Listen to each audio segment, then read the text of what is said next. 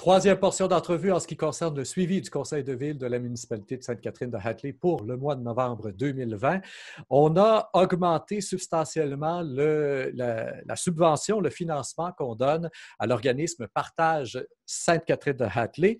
Alors, Monsieur le maire, il y a une raison bien humaine en arrière de tout ça et tout à fait technique aussi. Le COVID aidant, il y a bien des activités de financement qu'on n'a pas pu tenir pour ramasser de l'argent du côté du partage Sainte-Catherine-de-Hatley.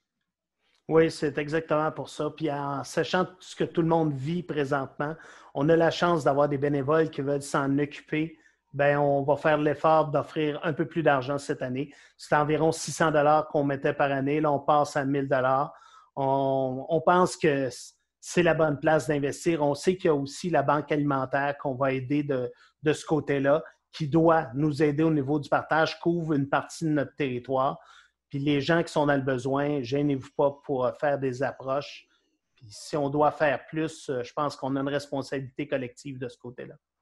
Partage Sainte-Catherine-de-Hatley, j'imagine, travaille aussi en collaboration avec les autres organismes dans la région. Comment ça fonctionne, là? Comment est-ce qu'on se partage le travail?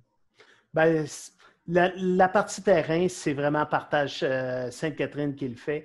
La Banque alimentaire, c'est sûr que les gens de Sainte-Catherine peuvent aller se référer à la Banque alimentaire. La Banque alimentaire, c'est pour la MRC. Ce n'est pas que pour la ville, là où elle est située à Magog. On peut s'y rendre.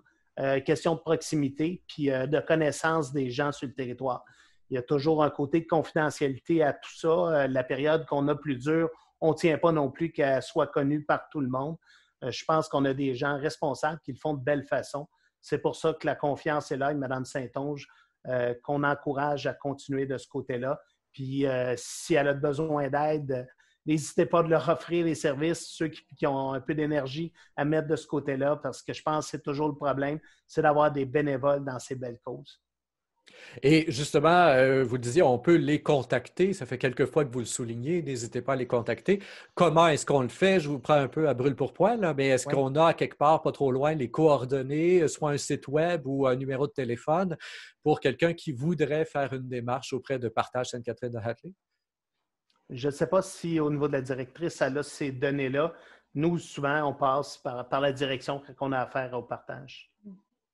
En fait, on vient de terminer l'imprimerie. Notre collaboration à l'interne, c'est de collaborer avec Mme Saint-Onge, Nicole Saint-Onge, qui prépare toujours un dépliant qui va être distribué à toute la population par elle. Donc, les dépliants sont partis. Les coordonnées, je ne les ai pas avec moi, mais on a l'information au bureau de la municipalité, puis Mme Saint-Onge les distribue également à la population.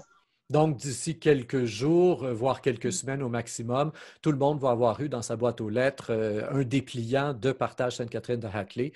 Et là, tout le monde aura accès facilement à toutes les coordonnées. C'est ce que je comprends. On va mettre, pour être sûr, au cas où je me tromperais, là, on va mettre l'information sur la page Facebook de la municipalité. C'est une page qui devient de plus en plus populaire depuis quelques mois. Très bien. Alors, tenez-vous là pour dit, chers auditeurs, si vous en avez besoin, vous pouvez trouver facilement les coordonnées donc via la page Facebook de la municipalité de Sainte-Catherine-de-Hatley.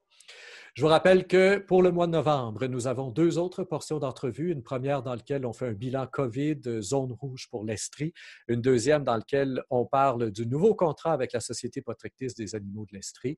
Je vous invite donc à aller écouter l'une et l'autre de ces portions d'entrevue, à les faire circuler. Au microphone, Rémi Perrin.